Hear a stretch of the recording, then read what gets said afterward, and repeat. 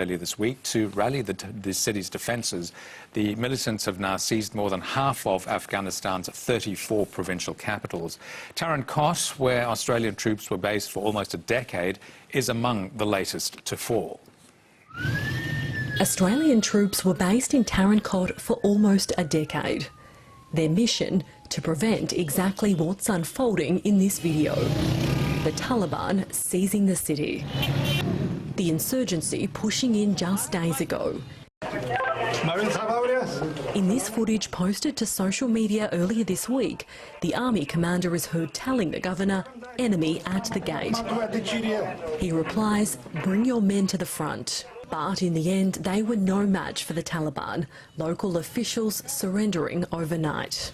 We heard from the governor of the province, Shehzad, who said that at the request of the tribal elders and residents, they have not fought against the Taliban because people asked them not to fight and not to destroy public property and not to harm lives. I think perhaps that's a euphemism for a surrender, a deal. Afghan civilians who worked with the ADF still trapped in Tarin Kot. The remarkable failure of Western forces in Afghanistan laid bare this week as the Taliban captured one city after another, Kandahar their sweetest victory. Footage purporting to show militants parading through the streets. Their unstoppable sweep of the country, resulting in the seizure of millions of dollars of American-supplied equipment and even aircraft belonging to the Afghan army. The insurgency also capturing Ismail Khan. The prominent Afghan warlord and former governor had been leading the fight against the Taliban.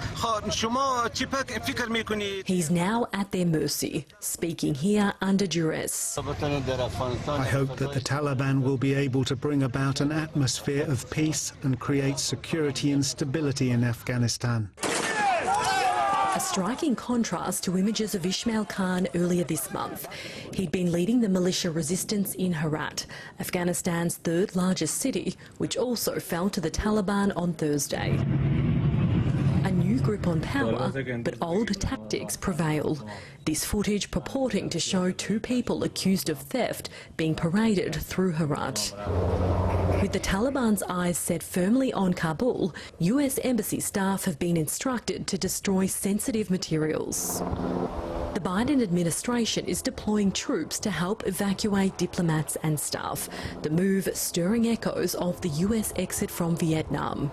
The announcement, combined with the staggering speed at which the Taliban is seizing control, deepening the sense of panic across the country, thousands now trying to flee to neighbouring Pakistan. Afghan troops escaping to Iran.